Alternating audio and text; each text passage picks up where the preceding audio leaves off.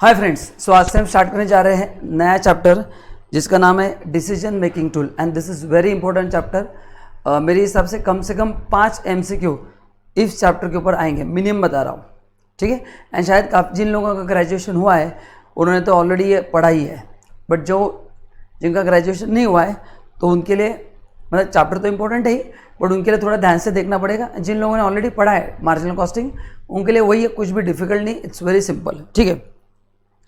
अभी थोड़ा बड़ा चैप्टर है जिसका नाम है डिसीजन मेकिंग टूल। सो मार्जिनल कॉस्टिंग ये टेक्निक है which is use for making decisions, correct ना।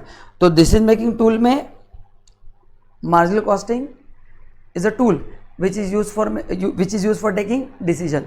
तो अपन जो पढ़ने वाले वो है एक्चुअली मार्जिनल कॉस्टिंग, ठीक है। बट इंस्टीट्यूट ने नाम डिसीजन मेकिंग टूल दिया है, इसलिए मैंने भी उसी हिसाब से उसका नाम दिया है। चलो, अच्छा, इसमें मार्जिनल कॉस्टिंग भी है और एब्सॉर्प्शन कॉस्टिंग भी है, एंड और एक है जो है transfer pricing and activity based costing. तो ऐसे ये 4 अलग अलग टॉपिक्स अपन छोटे छोटे पढ़ेंगे, marginal costing, absorption costing, transfer pricing and activity based costing. तो 4 पार्ट में अपन इसको पूरा कवर करने वाले हैं, ठीक है। नाउ पहले आपको एक एटलीस्ट 15 to 20 मिनट्स आपको नोट्स देखने की जरूरत नहीं है, बस जो मैं चीज़ें लिख रहा हूँ वो आपको मेरे साथ लिखना है, ओके। तो जो लोग फर्स्ट टाइम पढ़ रहे हैं मार्जिनल कॉस्टिंग उनकी लाइफ में, उनके लिए मैं पहले एक बेसिक सेशन ले रहा हूँ एंड फिर बाकी पढ़ूंगा तो मैं पूरा चैप्टर, उससे मैं सबका ही फायदा होगा। बट अभी आपके लिए एक बेसिक सेशन ले रहा हूँ कि टेक्निक का यूज़ क्या एग्जैक्टली, जो लोग लाइफ में फर्स्ट टाइम पढ़ रहे हैं एंड जिनका हो चुका है उनके लिए एक रिविजन हो जाएगा।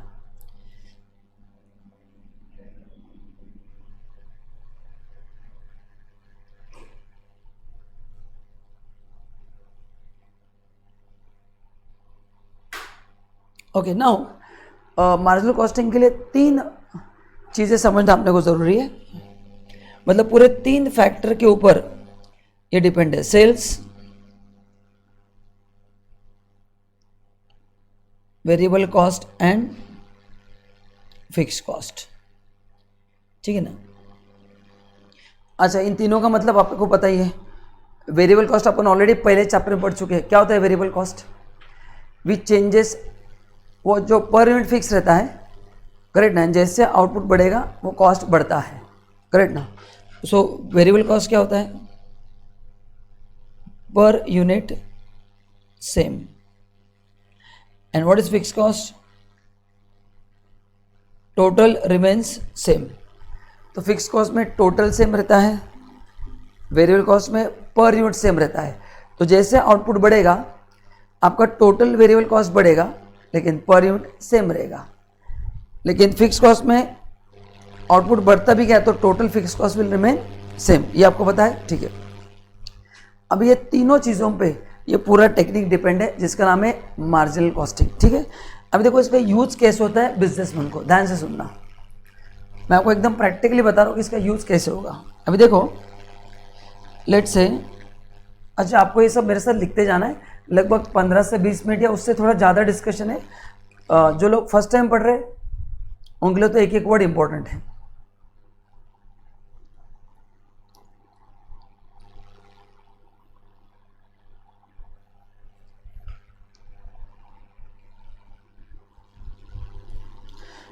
ओके, नाउ पर्टिकुलर्स, हाँ, ये टेबल आप बाद में बताना, 1-2 मिनट दो। नंबर ऑफ यूनिट्स 1, 2, 499, 500, ठीक है। मैंने 5 नंबर ऑफ यूनिट्स लिखे हैं, मतलब क्वांटिटी 1, क्वांटिटी 2, 499, 500 एंड 501, ठीक है। मैं कुछ बता रहा हूँ, ध्यान से सुनना। लेट्स से सेलिंग प्राइस जो है वो 1 यूनिट का 200 रुपया है, ठीक है। वेरिएबल कॉस्ट जो है वो है 160। तो ये जो आता है उसको बोलते हैं कंट्रीब्यूशन। अच्छा, इसको प्रॉफिट क्यों नहीं बोलते सर? क्योंकि fix cost not at covered. Total cost में दो कॉस्ट होते हैं, एक वेरिएबल, फिक्स्ड, करेक्ट ना? तो ये जब तक रिकवर नहीं होगा तब तक आपको प्रॉफिट नहीं होगा। तो अभी तक अपन ने फिक्स कॉस्ट रिकवर नहीं की है, इसलिए जो 40 रुपये आए उसको हम बोलते हैं फिक्स कॉस्ट कॉन्ट्रीब्यूशन। इसमें से माइनस करूँगा मैं फिक्स कॉस्ट। लेट से मैंने फैक्ट्री रेंट पे लिया है, ठीक है, और मेरे को एक ही यूनिट का ऑर्डर मिला है, तो मेरा फैक्ट्री का रेंट है मंथली 20,000। तो इस केस में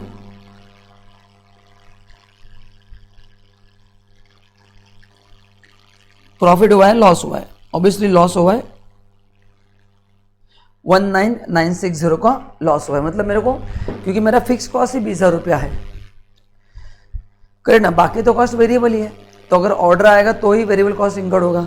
तो 40 रुपये जो है वो मेरे को एक प्रोडक्ट बेच के कॉन्ट्रीब्यूशन मिला है, उसको प्रॉफिट क्यों नहीं मैंने बोला? मैंने आपको लॉजिक बता दिया, because fix cost is yet to be recovered, ठीक है। नाउ अभी लेट्स से 2 यूनिट्स होते तो क्या होगा? सो अगर 2 यूनिट्स होंगे तो सेलिंग प्राइस पर यूनिट मैंने 200 रुपये में बोला है, तो 200 × 2 कितना होगा? ये 400 होगा। एक मिनट मैं कैलसी लेता हूँ।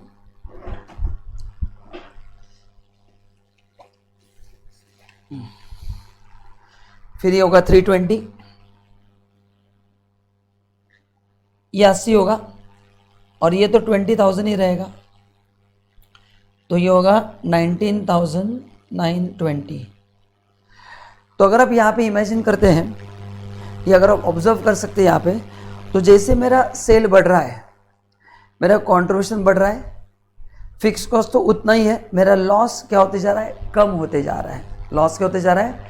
कम होते जा रहा है। सो मार्जिनल कॉस्टिंग ये जो टेक्निक है, इससे आपको वो पॉइंट पता चलेगा, ओके, जहाँ पे आपका नो प्रॉफिट नो लॉस होगा, that is break even point. क्योंकि कोई भी बिजनेस बनो, आप हो या मैं हूँ, जब भी अपन नया बिजनेस स्टार्ट करते हैं, अपनी पहली इच्छा क्या होती है कि भाई मेरे को फायदा नहीं हुआ तो भी चलेगा, बट मेरा नुकसान नहीं होना चाहिए, जेब से पैसे नहीं आने चाहिए।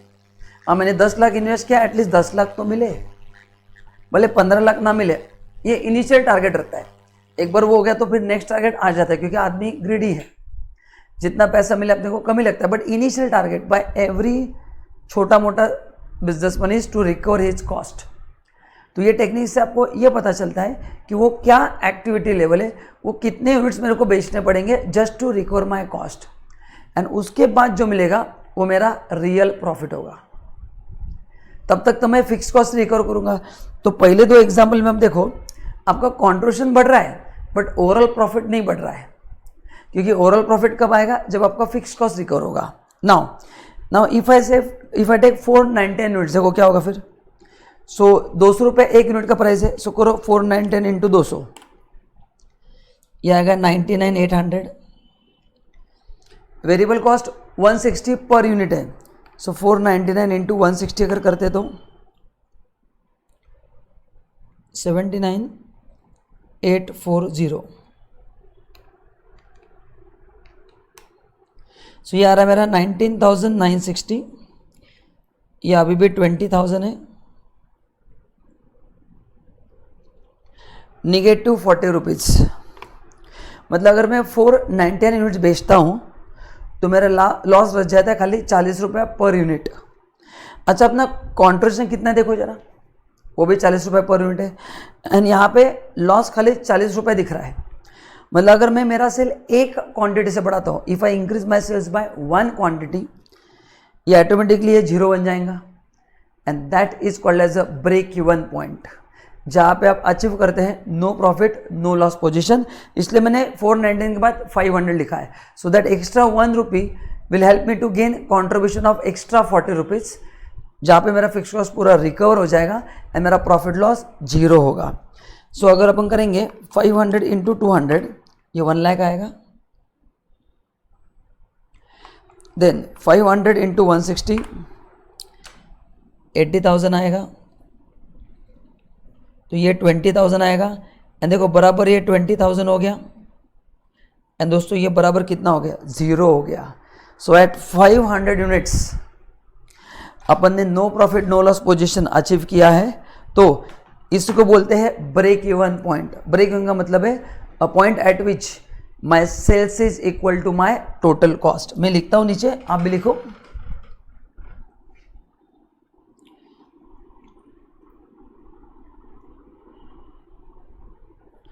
Eight break even point sales is equal to fix cost plus variable cost. तो आप यहाँ पे चेक कर सकते हैं, जब 500 यूनिट्स है तो सेल्स कितना है, देखो 1 लाख है, फिक्स कॉस्ट 20,000 है एंड वेरिएबल कॉस्ट 80,000 है। तो this is called as a break even point, ये ठीक है। एंड यूनिट्स में कितना आएगा, 500 है।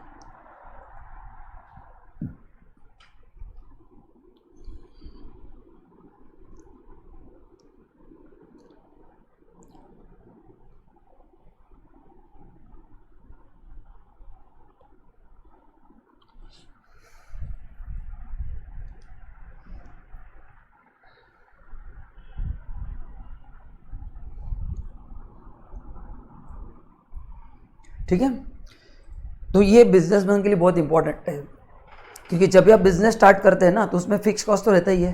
तो आपको पता होना चाहिए कि भाई कितना सेल्स मेरे को करना पड़ेगा तो मेरा ब्रेक इवन पॉइंट अचीव होगा, करेक्ट ना। अगर सेल्स बहुत ज़्यादा है तो आपको फिर रीथिंक करना पड़ेगा कि डिसीजन लेना है कि नहीं लेना है, इसलिए उसका नाम दिया डिसीजन मेकिंग टूल। तो एवरी बिजनेसमैन को ये टेक्निक हेल्प करता है कि भाई तू जो बिजनेस स्टार्ट करेगा ना, तेरा कितना सेल हुआ तो तेरा खर्चा निकल जाएगा, ये अपने को पता होना चाहिए कि भाई इतना मेरा सेल हो गया ना तो एटलीस्ट भले मेरे को फ़ायदा ना हो लेकिन मेरे जेब से पैसे ना जाए, करेक्ट ना। तो ऐसा होता है। तो इससे आप आपका सेलिंग प्राइस फिक्स कर सकते हो, आपको ऑफर्स कब देना है लोगों को। अगर आपको लगता है कि अच्छा इसके लिए आपको टारगेट भी सेट करना पड़ेगा ना कि फिक्स कॉस्ट एक पर्टिकुलर पीरियड का है, तो उस पीरियड में आपको ये करना पड़ेगा, टारगेट अचीव करना पड़ेगा 5 यूनिट्स का। अगर सेल नहीं हो रहा है फिर डिस्काउंट ऑफर लेके आने पड़ेंगे। अब डिस्काउंट ऑफर में क्या होगा, सेलिंग प्राइस कम होगा, तो देन आपका ब्रेक इवन पॉइंट शिफ्ट हो जाएगा, थोड़ा और ज़्यादा यूनिट्स आपको बेचने पड़ेंगे, क्योंकि अब ये ब्रेक इवन पॉइंट 200 रुपये प्राइस पकड़ के है। अगर आपने प्राइस कम किया तो ये ब्रेक इवन पॉइंट दूर हो जाएगा, एंड प्राइस बढ़ा है तो ये ब्रेक इवन पॉइंट जल्दी आ जाएगा, बट प्राइस बढ़ेगा तो सेल्स भी कम हो सकता है। तो ये बहुत ज़बरदस्त टॉपिक है और हर एक इंडस्ट्री में यूज़ होता ही है, ठीक है ना। ओके, नाउ नेक्स्ट क्वेश्चन है, देखो आप मेरे को बताओ, आपका जो फिक्स्ड कॉस्ट है ये रेंट, यहाँ पे जो 20,000 दिख रहा है, ये आपको ऑर्डर आया क्वांटिटी का कि 1 यूनिट 2 यूनिट 400 500, आपको सामने ने ऑर्डर भेजा कि मेरे को 10 यूनिट बना के दो। Forget about this question, you are the manager of this unit, ठीक है। उसने कहा मेरे को 10 यूनिट बना के दो। अभी अपने को पता है कि 500 यूनिट के अंदर अपने को लॉस है, करें ना। 500 अगर हुआ तो ही अपना ब्रेक इवन पॉइंट अच्छे होता है, ठीक है। आपको 10 यूनिट का ऑर्डर आया है ना। एक ने बोला कि मेरे को 10 यूनिट बना के दे और आपको उस महीने में कुछ भी ऑर्डर नहीं है। एज्यूम करना है ये 20,000 रेंट पर मंथ मैंने एज्यूम किया है, मैं पर मंथ का ब्रेक इवन पॉइंट निकाल रहा हूँ एग्जाम्पल के लिए, correct. Normally it is for that period, ये फिक्स कॉस्ट कौन से पीरियड का उसके ऊपर है। फिक्स कॉस्ट मंथली लिया तो फिर ब्रेक इवन पॉइंट मंथली होगा, बट नॉर्मली इंडस्ट्री में ईयरली लिया जाता है या 6 मंथली लिया जाता है। ये पूरा कंपनी का डिसीजन है, करेक्ट ना। बड़ा कंपनी है तो फिर वो मंथली सेट करते हैं। मैंने जिस कंपनी में काम किया है, करेक्ट ना, मैन्युफैक्चरिंग कंपनी या जो मेरे क्लाइंट्स है, they do it on monthly basis, correct ना। तो इट्स आपका चॉइस हो कैसे कंपेयर करना है, ठीक है ना। सो बताओ, एज्यूम करो इस महीने में एक भी ऑर्डर नहीं है, कुछ भी ऑर्डर नहीं, और आपको बोला कि भाई 10 यूनिट सप्लाई करोगे क्या आप, तो आपका आंसर हाँ होगा या ना होगा, बताओ। डेटा पूरा आपके सामने है अभी, बताओ आपका आंसर क्या होगा।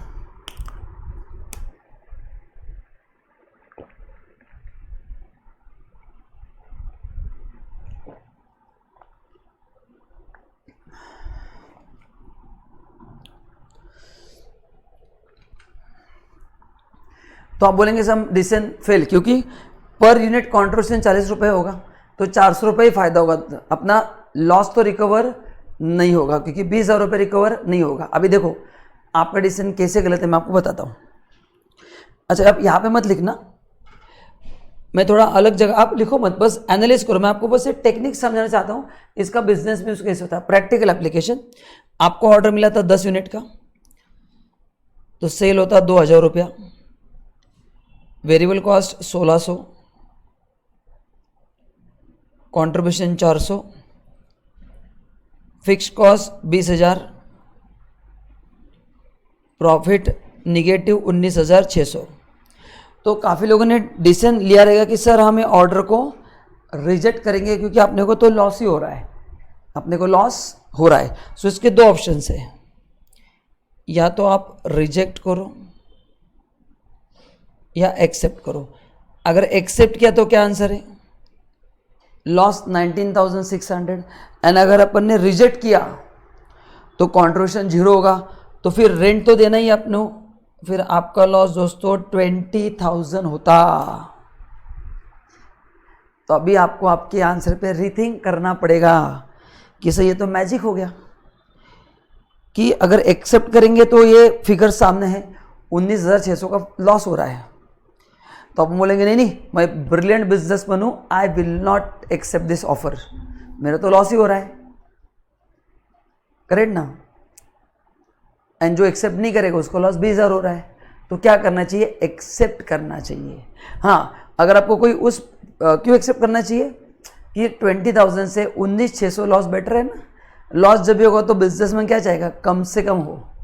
तो जितना कंट्रीब्यूशन बढ़ेगा, ठीक है, आई एग्री, आपको फायदा नहीं हो रहा है बट आपका लॉस तो कम हो रहा है ना। So you should accept the offer as it will not help you to earn profit but definitely it will help you to minimize your loss. I repeat, you should accept this order because or as it will not help you to earn profit but it will definitely help you to minimize your loss.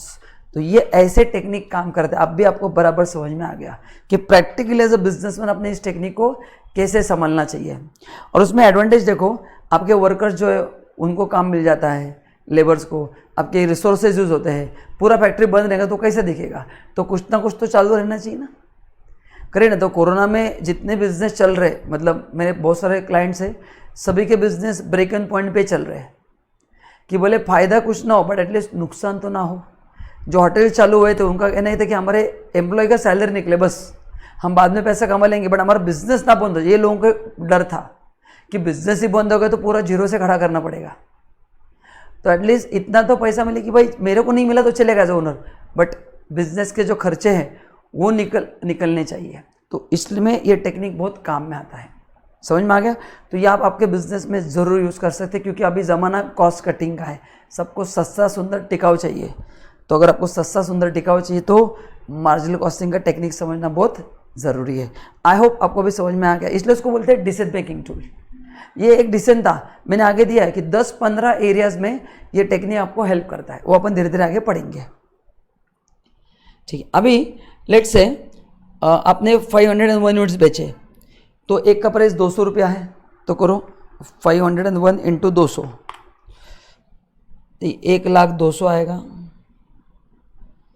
Then variable cost 160 into 501, 80,160 minus 1,02,000, 20,040 minus 20,000।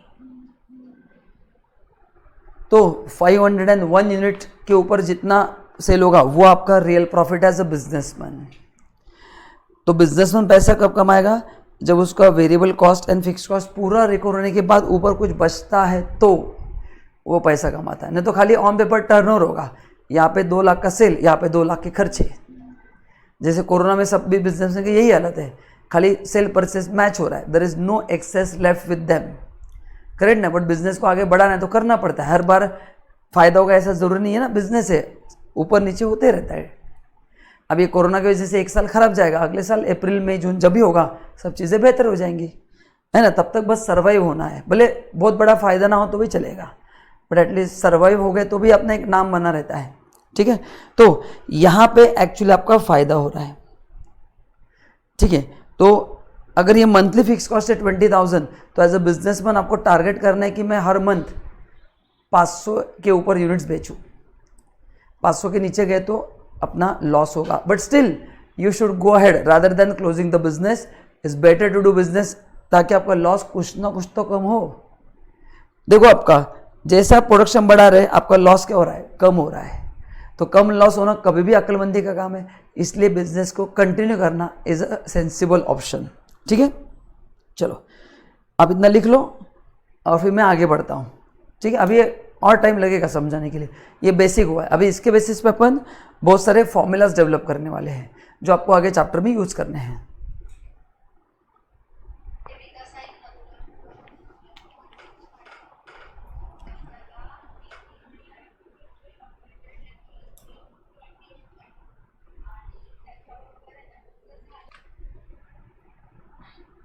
हो गया लिख के? चलो,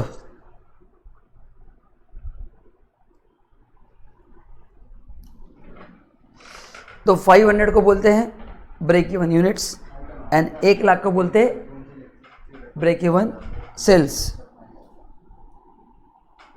आपण डिसेंबर 20 देऊ शकतो म्हणजे काय अमेंडमेंट्स होतील असतात तर आपण त्याला फ्रीमध्ये देऊ. हो नाही आपले हे डिसेंबर 20 लेक्चर ना जो 21 साठी चालेल फॉर्मूलाज. त्याला आपण देऊ. अभी सबसे जो पहला फॉर्मूला है, सेंटेंस चालवता माणूस होता कोण होता तुम्ही ते मेसेज पाठवताय ना सोडून तो जना उसका नाम है profit volume ratio, PV ratio, profit volume ratio. अभी देखो जरा आप टेबल में ध्यान दो, अगर आपका ध्यान बराबर है तो अल्टीमेटली ना ये कंट्रीब्यूशन की फैक्टर है. कंट्रीब्यूशन, जैसे कंट्रीब्यूशन बढ़ता है आपका लॉस कम होता है. तो इसका और इसका अगर अपन कंपैरिजन करेंगे तो उस रेशो को बोलते हैं प्रॉफिट वॉल्यूम रेशो. ये अपने को क्या बताता है कि आपके प्रोडक्ट का कंट्रीब्यूशन कितना है. अच्छा, इससे हमको क्या फ़ायदा होगा as a decision making tool. अगर आपके पास 2-3 प्रोडक्ट का ऑप्शन है कि मैं ये प्रोडक्ट बनाऊं या ये प्रोडक्ट बनाऊं या ये प्रोडक्ट बनाऊं, जिस प्रोडक्ट का पीवी रेशो ज़्यादा है मतलब उसका कंट्रीब्यूशन ज़्यादा है, एंड जितना कंट्रीब्यूशन ज़्यादा होगा उतना फिक्स कॉस्ट का रिकवरी फास्ट होगा और आपका ब्रेक इवन पॉइंट जल्दी अचीव हो जाएगा. इसलिए रेशो इंपॉर्टेंट है. तो रेशो कैसे इंपॉर्टेंट है? क्योंकि आप देखो अप्लाई एक प्रोडक्ट के लिए अप्लाई करें तो आपको समझेगा नहीं. जब भी आपके पास ऑप्शन है कि मैं मैन्युफैक्चरिंग ABCD 4 प्रोडक्ट का कर सकता हूँ, तो 4 प्रोडक्ट में जिसका पीवी रेशो हाईएस्ट है उसका कंट्रीब्यूशन ज़्यादा होगा, एंड जितना कंट्रीब्यूशन ज़्यादा होगा उतना आपका ब्रेक इवन पॉइंट जल्दी अचीव हो जाएगा. इसलिए ये रेशो निकाला जाता है. ठीक है, चलो तो इसका फॉर्मूला लिखो.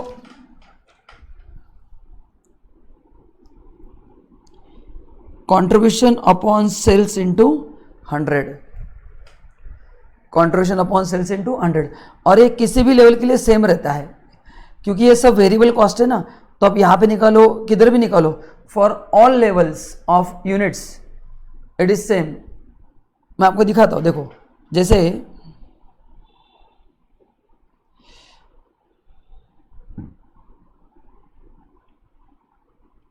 मैंने पहले इसमें 40/100 इंटू 100 किया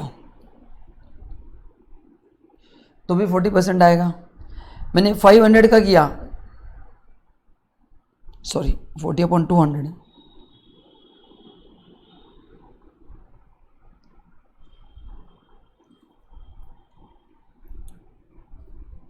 यह अगर पीवी रेशो 20%. अगर मैंने दूसरे यूनिट्स के लिए किया, लेट्स से 500 के लिए किया, सो 20,000 अपॉन 1 लाख इंटू 100, वो भी 20% होगा. सो यहाँ पे आप सबको लर्न क्या करना है, फॉर एनी गिवन लेवल वो सेम रहता है. बट गिवन लेवल का मतलब कैसा, जिस लेवल का आप कंट्रीब्यूशन ले रहे हैं उसी लेवल का सेल्स लेना है. क्रॉस चेक नहीं करना है कि 1 यूनिट का कंट्रीब्यूशन एंड 2 यूनिट का सेल्स. वैसे नहीं, अगर कंट्रीब्यूशन 1 यूनिट का लिया है तो सेल भी 1 यूनिट का लो, कंट्रीब्यूशन 10 यूनिट का लिया है तो सेल भी 10 यूनिट का लो. तो ये जब तक सेल्स एंड कंट्रीब्यूशन आप पर्टिकुलर लेवल का लेंगे ये रेशो सेम रहेगा. क्यों सर? क्योंकि ये वेरिएबल कॉस्ट है ना सेलिंग प्राइस में चेंज हुआ है पर यूनिट, ना वेरिएबल कॉस्ट में पर यूनिट चेंज हुआ है. तो जब तक selling price variable cost per unit change नहीं होगा तब तक आपका कंट्रीब्यूशन का जो रेशो है वो भी कांस्टेंट रहेगा. हाँ, कंट्रीब्यूशन प्रोडक्ट वाइज तो बढ़ता जाएगा. I am talking of ratio. अब देखो मैंने यहाँ पे 2 करके दिखाया, 2 लेवल के लिए सेम ही है ना. ये यूनिट 1 के लिए किया है और ये unit 500. So this is for 1 unit,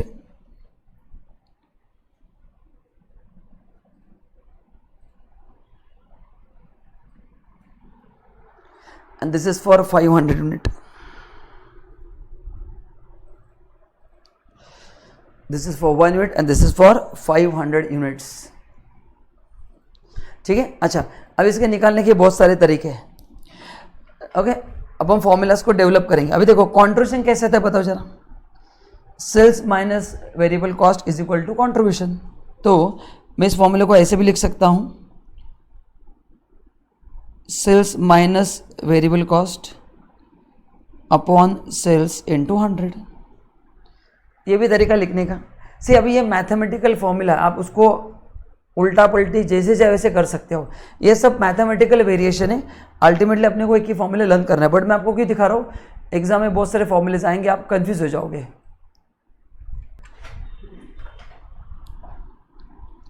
ठीक है, नाउ अभी और एक फॉर्मूला है, और लिखते जाओ सब फॉर्मूला है। अच्छा, ये फॉर्मूले मैंने चैप्टर में भी दिए, बट मैं आपको लिख के क्यों दे रहा हूँ, वो लर्न हो जाएंगे। ठीक है, नाउ अभी बताओ और एक फॉर्मूला है, कंट्रीब्यूशन कैसे आता है बताओ। अच्छा, contribution minus fixed cost is equal to profit है, ये अपन देखा ना। देखो, contribution minus fixed cost is equal to profit. तो अगर यहाँ पे कंट्रीब्यूशन मेरे को निकालना है तो क्या ना, right this way, contribution is equal to profit plus fix cost. Contribution is equal to profit plus fix cost. तो फिर पी रेशियो का फॉर्मूला क्या बनेगा, profit plus fix cost upon sales into 100। क्योंकि प्रॉफिट प्लस फिक्स कॉस्ट क्या देगा आपको, contribution ही देगा ना। ऐसे आप जितने चाहे उतने उसके वर्जन बना सकते हैं।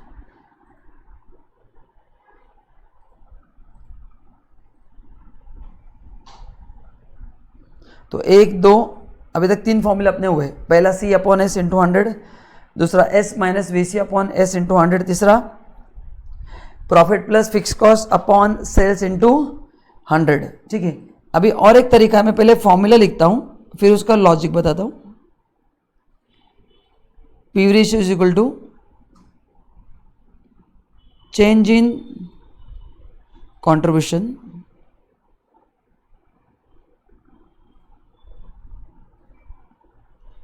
Upon change in sales into 100। ये भी फॉर्मूला है, देखो कैसे बताता हूँ।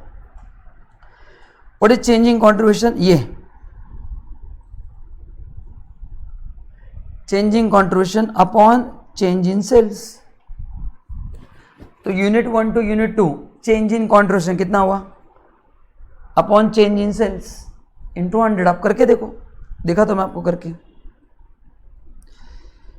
तो चेंजिंग कंट्रीब्यूशन कितना हुआ, 80 माइनस 40, 2 यूनिट का 80 रुपया, 1 यूनिट का 40 रुपया। एंड चेंज इन सेल्स कितना है, 2 यूनिट का 400, 1 यूनिट का 200।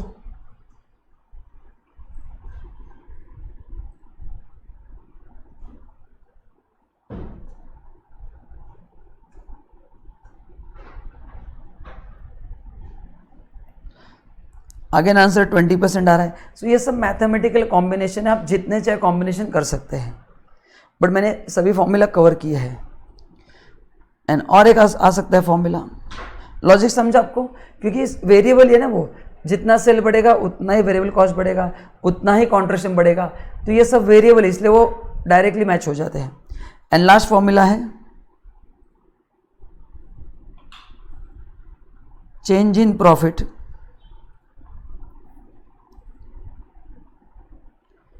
Upon change in sales into 100। Profit मतलब ये वाला, तो चेंज देखना है, चेंज इन प्रॉफिट।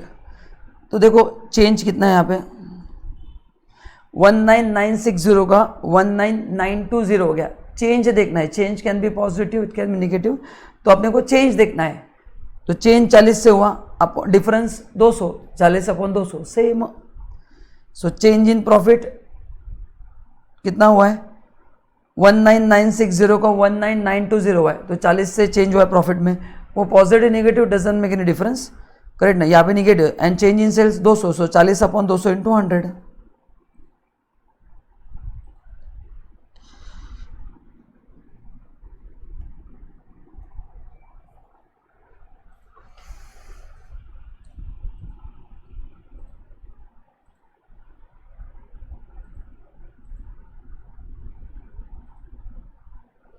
तो ये 20% आ गया।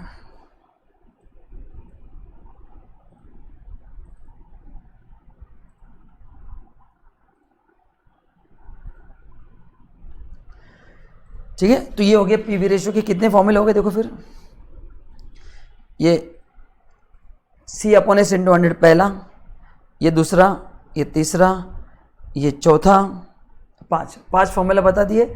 दिखने को अलग अलग है सेम सेम ही है। एंड ये आपको मैंने 4 खाली मैथमेटिकल वेरिएशंस बताए, क्योंकि आपको कन्फ्यूजन ना हो, क्या है लॉजिक सबका सेम ही है। अपने को एग्जाम में यही फॉर्मूला लर्न करना है जो आपने भी बीकॉम के एग्जाम में किया रहेगा। जो लोग फर्स्ट टाइम पढ़ रहे हैं आई होप उनको समझ में आ रहा है, जिन लोगों ने बीकॉम में पढ़ा है उनको ऑलरेडी पता है। चलो आगे, अभी ये हो गया पीवी रेशियो। अभी और कुछ अपने को मिलता है इससे, दूसरा होता है break even point sales and units. ठीक है, देखो ये क्या होता है, लॉजिक बताता हूं। लेट से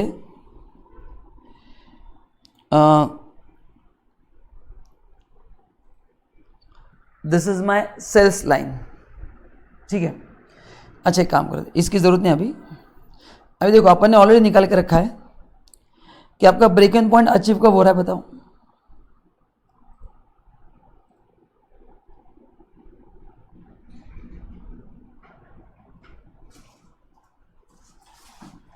ये सो ब्रेक इवन पॉइंट अचीव कब होता है, जब आप आपका कॉन्ट्रीब्यूशन रिकवर करते हो, सॉरी जब आप आपका फिक्स कॉस्ट रिकवर करते हो, है ना।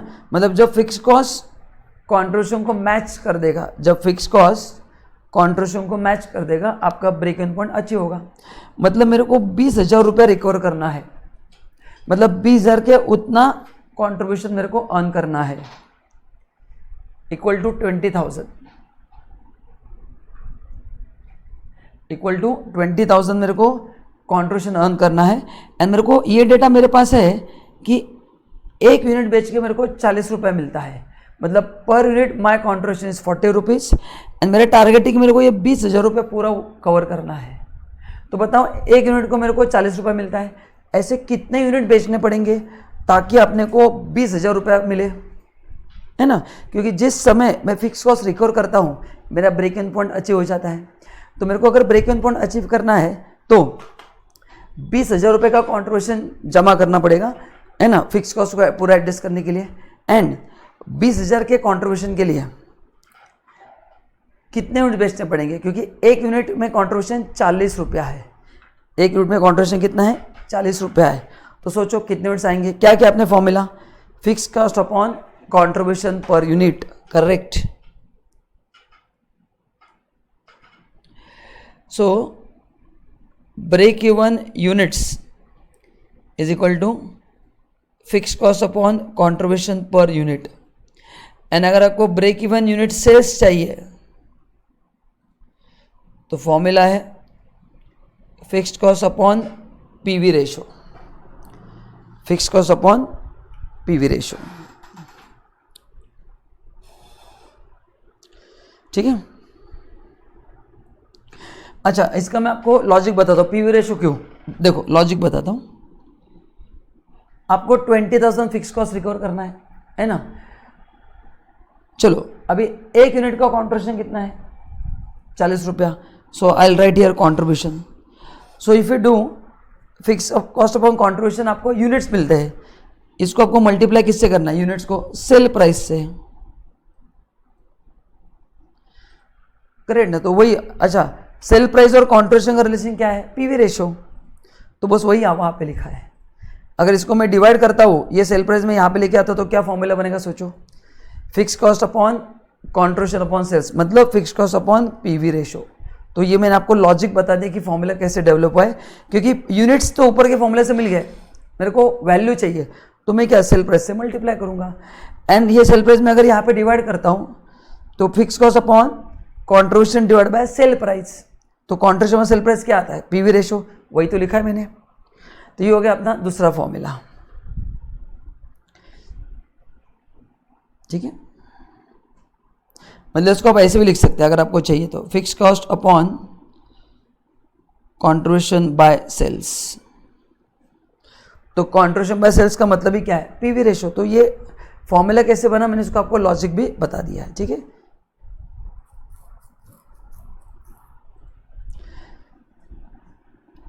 तो अगर अपन ने भी जो क्वेश्चन सॉल्व किया उसमें देखो फिक्स कॉस्ट कितना है आपका 20,000 है, कंट्रीब्यूशन 40, तो दोस्तों आपको कितने यूनिट्स बेचने पड़ेंगे, आपको 500 यूनिट्स बेचने पड़ेंगे, तब जाके आपको ब्रेक इवन पॉइंट अचीव होगा। एंड जो अपन ने ऊपर ऑलरेडी कैलकुलेट किया है, तो यहाँ पे अपना आंसर क्रॉस चेक भी हो गया कि हाँ सर 500 यूनिट्स पे अपना प्रॉफिट 0 हो रहा है, नो प्रॉफिट नो लॉस। बस वही क्या है, बहुत सिंपल है। मतलब इस लेक्चर में मैंने आपको पूरा लॉजिक ही बता दिया, हर एक फॉर्मूला का उसका यूज़ कैसे होता है। आगे बस फॉर्मेलिटी करना है, थ्योरी पढ़ना है, एमसीक्यू सॉल्व करना है, नथिंग एल्स। इसलिए इसमें भले मेरा आधा घंटा 1 घंटा निकल जाए, बट आई एम श्योर एक बार आपको कॉन्सेप्ट अपने दिमाग में फिट कर दिया ना, फिर आगे मेरा काम काफ़ी आसान हो जाएगा। ठीक है। और सेल्स में चाहिए तो क्या करना पड़ेगा, इंटू सेलिंग प्राइस, 200 रुपया 1 लाख रुपया आ जाएगा। देखो चेक करके, fix cost upon PV ratio, fix cost 20,000 है, पीवी रेशो 20% है, करो। सो 20,000 डिवाइड बाय 20% बराबर देखो 1 लाख आ रहा है।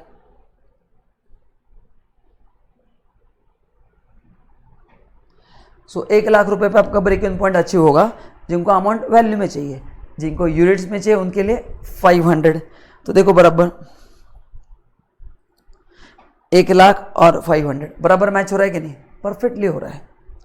तो ऐसे उसका देखो सेल्स भी आ गया 1 लाख, यूनिट्स भी आ गए 500। तो जो लोग फर्स्ट टाइम पढ़ रहे हैं, मैं एज्यूम कर रहा हूँ कि आपको सब बराबर दिमाग में घुस रहा है। मेरा रिक्वेस्ट है ये लेक्चर आप और एक बार देख लो before you watch next lecture. हाँ, जो बीकॉम के स्टूडेंट उनको प्रॉब्लम नहीं आएगा, बट जो लोग फर्स्ट टाइम मार्जिनल कॉस्टिंग पढ़ रहे हैं, तो I request you to watch this lecture again, क्योंकि ये बेसिक लेक्चर है। ये समझ में आ गया ना, आपको आगे कुछ पढ़ने के लिए बचेगा नहीं। मैं इसी लेक्चर में आपको 80% कॉन्सेप्ट फिट कर दूंगा, जो जो पॉसिबल है सब इनपुट्स इसी में दे दूंगा विद लॉजिक। ठीक है, चलो अभी तीसरा फॉर्मूला। अभी तीसरा फॉर्मूला क्या है मैं आपको बताता हूं। लिखो heading, sales to earn desire profit. मतलब क्या, देखो अब हेडिंग लिखो, मैं लॉजिक बताता हूं। लिखो point number 3, sales to earn desire profit. मतलब क्या, देखो मैनेजमेंट ने कहा आपको as a you are the CEO of the company कि भाई देख, हमको कुछ समझता नहीं मार्जिनल कॉस्टिंग, तूने पढ़ा, तेरा प्रॉब्लम है, तू मेरे को इतना बता कि मेरे को यहाँ पे प्रॉफिट है ना 50,000 रुपये चाहिए। कितना चाहिए, 50,000 रुपये चाहिए। ठीक है ना, तो बता कितना सेल करना पड़ेगा in units as well as value. Management ने क्या बोला आपको कि मेरे को 50,000 प्रॉफिट चाहिए, मतलब फिक्स कॉस्ट तो रिकवर होना ही चाहिए ना, क्योंकि फिक्स इसके नीचे तो पूरा लॉस ही है। प्रॉफिट चाहिए मतलब क्या, 500 एक के ऊपर ही बेचने पड़ेंगे।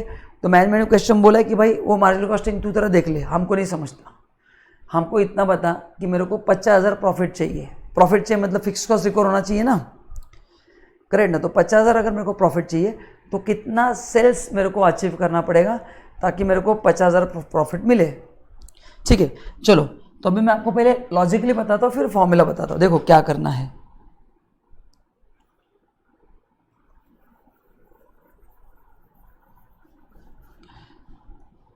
अभी कंपनी का क्या कहना है कि हमको 50,000 का प्रॉफिट चाहिए, बराबर ना। देखो लॉजिक समझते हैं।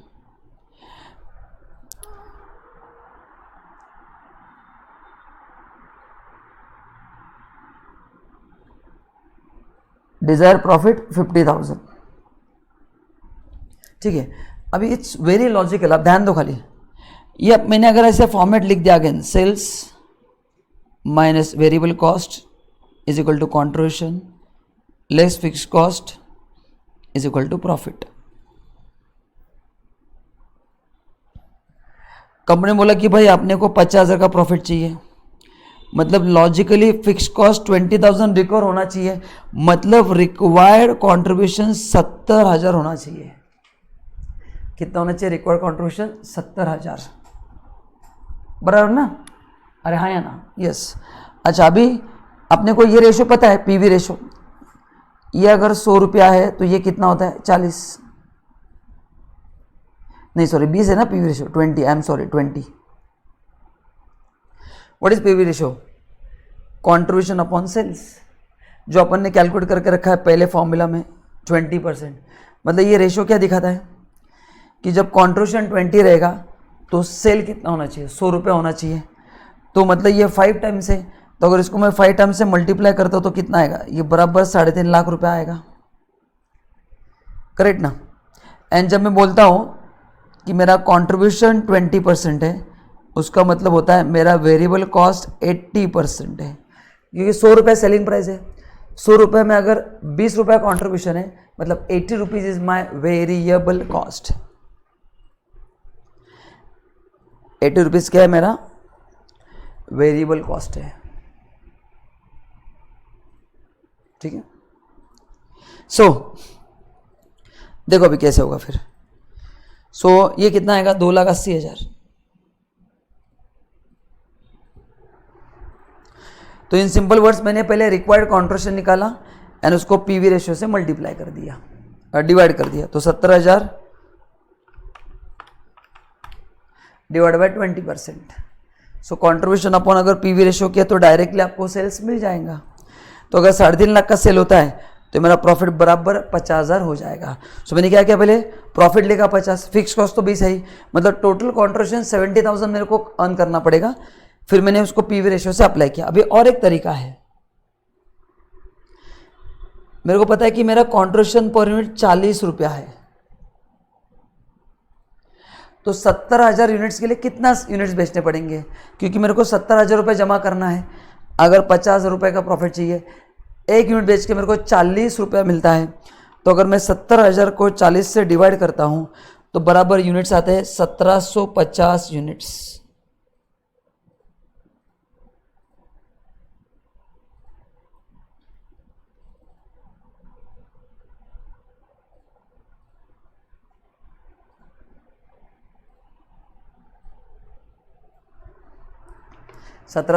यूनिट्स। तो इन सिंपल वर्ड्स आप डिजायर रिक्वायर्ड कॉन्ट्रीब्यूशन को अगर आप पीवी रेशियो से डिवाइड करोगे तो सेल्स मिल जाएगा। रिक्वायर्ड कॉन्ट्रीब्यूशन को अगर आप कॉन्ट्रीब्यूशन पर यूनिट से डिवाइड करोगे तो आपको यूनिट्स मिल जाएंगे। बस वही फॉर्मूला में लिखने वाला हूँ, समझ में आ गया। तो देखो फॉर्मूला क्या है, तो दो फॉर्मूले इसमें बनते हैं। पहला fix cost upon Dzire profit upon PV ratio, इससे आपको वैल्यू मिलेगा। एंड अगर हमको यूनिट चाहिए तो fix cost upon Dzire profit upon contribution per unit, इससे अपने को वैल्यू मिलेगा, इससे अपने को क्वांटिटी मिलेगा। तो जो अपन ने लॉजिकली किया ना वही मैंने फॉर्मूला में लिखा है। तो ऐसे अगर आप लॉजिक लर्न कर लेंगे ना तो फॉर्मूला तो आप खुद, अभी देखो ये फॉर्मूला आपने खुद बनाया, मैंने कुछ बोला भी नहीं, आपने ही सब आंसर्स दिए। So you can develop own formulas, लिख लो अब इतना। अच्छा आंसर लॉस होगा तो माइनस होगा, है ना। जैसे प्रॉफिट है तो ऐड होगा ना, डिजायर्ड प्रॉफिट, तो लॉस है तो माइनस होगा लॉजिकली। अब नीचे नोट लिख के रखना कि in case of loss it will be deducted.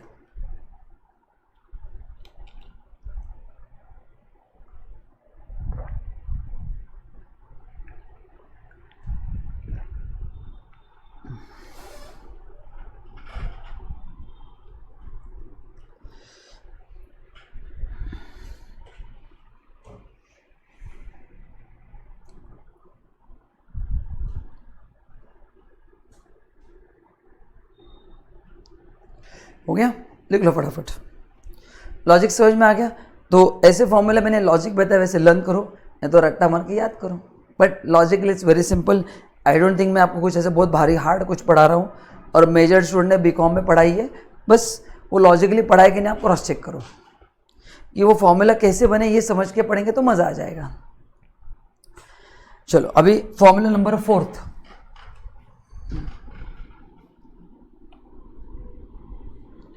इसको बोलते हैं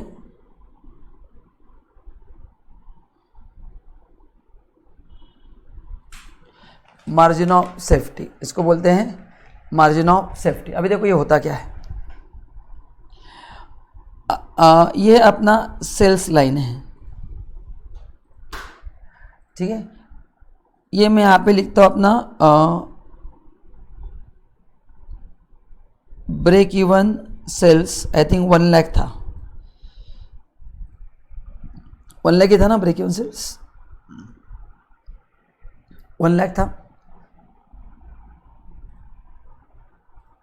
ठीक है। अच्छा, मतलब इसके पहले का जो एरिया है this is called as a loss area. क्यों लॉस एरिया? क्योंकि यहाँ पे अपना भी फिक्स कॉस्ट रिकवर नहीं हुआ है। एंड इसके ऊपर का जो एरिया है उसको बोलते हैं प्रॉफिट एरिया, क्योंकि fix cost is already recovered. Fix cost is break even point आ गया, मतलब क्या? Here fix cost is recovered.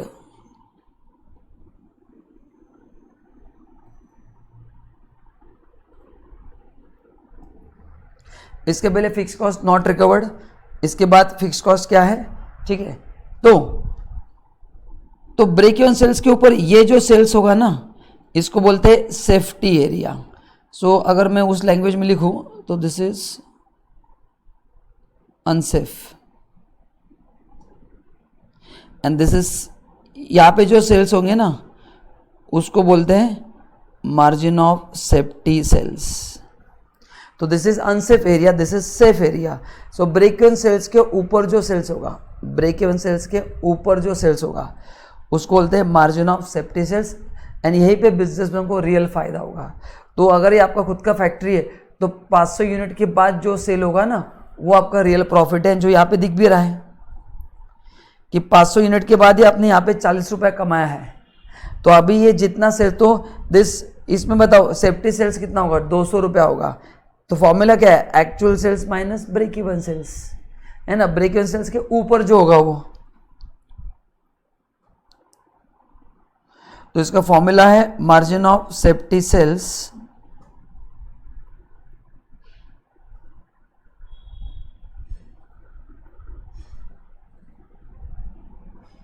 Minus break even point sales, है ना। सो टोटल सेल्स 1,15,000 हुआ है, ब्रेक इवन सेल्स 1 लाख है। तो 15,000 जो सेल है ना उसमें मैंने रियल प्रॉफिट कमाया, क्योंकि फिक्स कॉस्ट ऑलरेडी रिकवर हो चुका है।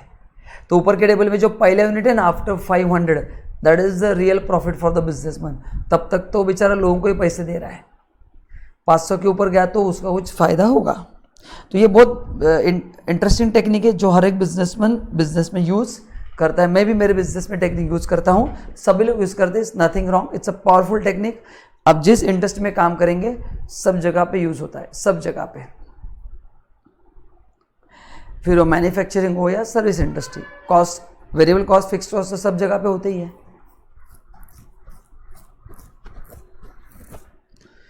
चलो अब लिख लो, ये इसको बोलते हैं मार्जिन ऑफ सेफ्टी सेल्स।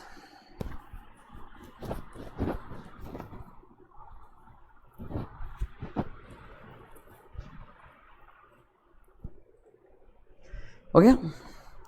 अच्छा, ये मेरे को क्वांटिटी में चाहिए, तो margin of safety in quantity, actual quantity minus break even quantity. तो ऊपर का आंसर आपको वैल्यू देगा, सेकंड आंसर आपको क्वांटिटी देगा।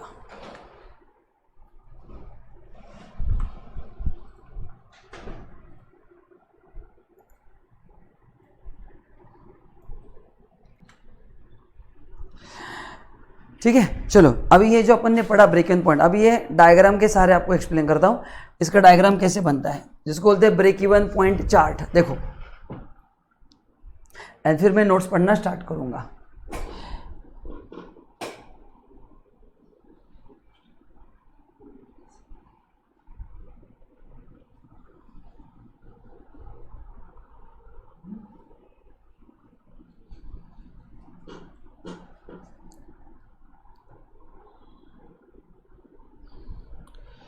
यहाँ पे है सेल्स ऑब्लिक कॉस्ट, मतलब यहाँ पे सेल्स भी और कॉस्ट भी है। एक काम करते हैं अपन, वैसे आपको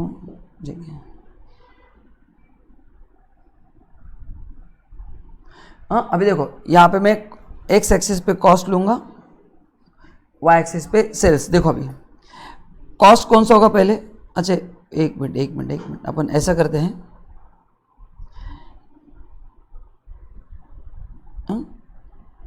मैं यहाँ पे लेता हूँ कॉस्ट, दिस इज कॉस्ट, ठीक है। तो ये अपना होगा फिक्स कॉस्ट और ये होगा क्वांटिटी, ठीक है। तो क्वांटिटी आपका जितना जैसे बढ़ेगा, क्वांटिटी आपका जैसे बढ़ेगा, fix cost remain constant, correct ना, उसमें तो चेंज नहीं होगा, इसलिए it is parallel to X axis. So X axis is quantity, fix cost same रहेगा। नाउ वेरिएबल क्या होगा, जब क्वांटिटी जीरो होगी तो वेरिएबल कॉस्ट भी क्या होगा, जीरो होगा। जैसे क्वांटिटी बढ़ेगी वैसे वेरिएबल कॉस्ट क्या होगा, बढ़ेगा। सो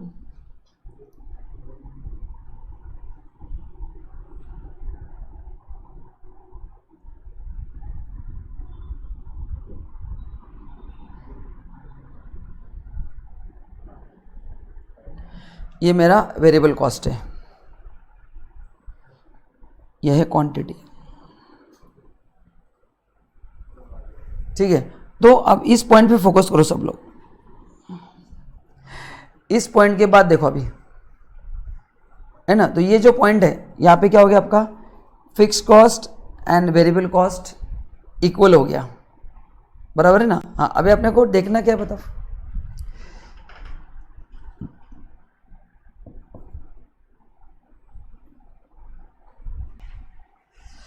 ओके, सो ये हो गया। नाउ अभी मैं इसको ही लिखता हूँ सेल्स, मतलब वाई एक्सिस मेरा अमाउंट भी है और कॉस्ट भी है। तो अब देखो यहाँ पे क्या हो रहा है, ये जो सेल्स है, ये सेल्स है, तो ये जहाँ पे इंटरसेक्ट कर रहा है ना, इसको बोलते हैं ब्रेक इवन यूनिट्स। इसको क्या बोलते हैं, ब्रेक इवन यूनिट्स। इसको बोलते हैं break even units. At break even point अपन ने क्या देखा, क्या देखा अपन ने ब्रेक इवन पॉइंट पे। अच्छा, ये मैं थोड़ा इसको हटा देता हूँ। हाँ, ब्रेक इवन पॉइंट पे अपन ने ऊपर क्या लिखा था, देखो जरा, मैंने आपको लिख के दिया था ना। हाँ, fix cost plus variable cost, fix cost plus variable cost is equal to sales. तो यहाँ पे देखो आप डायग्राम में, मेरा फिक्स कॉस्ट जो रहेगा और जो वेरिएबल कॉस्ट रहेगा, इसका टोटल ये बराबर मेरा क्या होगा, सेल्स होगा, ठीक है। तो इसको हम बोलते हैं ब्रेक इवन सेल्स। अभी ये जो इसके ऊपर जो सेल्स होगा,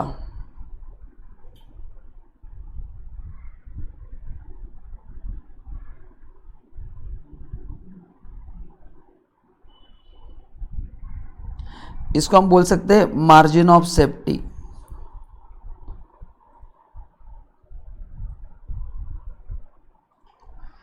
मार्जिन ऑफ सेफ्टी एरिया, क्योंकि ब्रेक इवन पॉइंट के ऊपर का जो सेल्स उसको बोलते हैं मार्जिन ऑफ सेफ्टी। एंड इस एंगल को बोलते हैं एंगल ऑफ इंसिडेंस।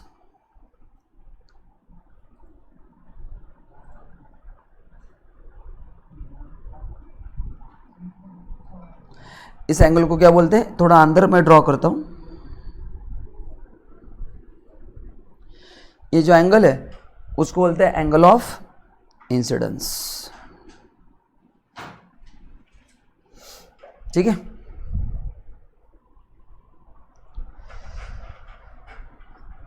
क्योंकि मार्जिन ऑफ सेफ्टी सेल्स में आपको खाली वेरिएबल कॉस्ट कवर करना है ना, फिक्स कॉस्ट तो ऑलरेडी कवर हो चुका है।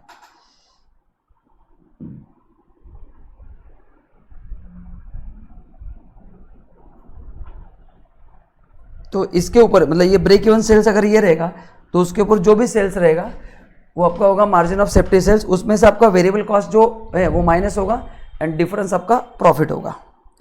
तो ये था diagrammatic presentation of break even. ऐसा भी ये चार्ट बन सकता है। और ये अपना लॉस एरिया है,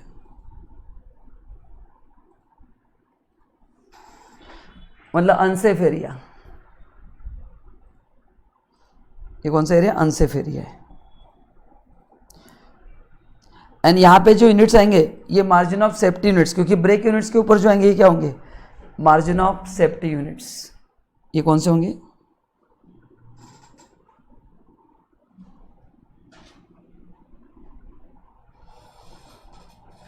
मार्जिन ऑफ सेफ्टी यूनिट्स।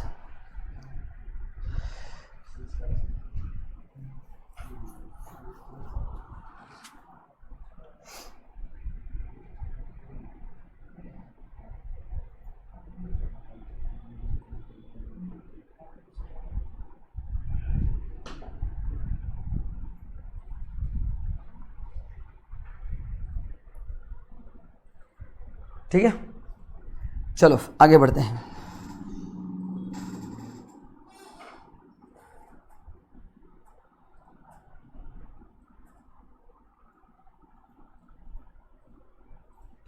चलो अभी हम पढ़ना स्टार्ट करते हैं। मैंने बेसिक बैकग्राउंड पूरा क्रिएट कर दिया है, जितना रिक्वायर्ड है उतना।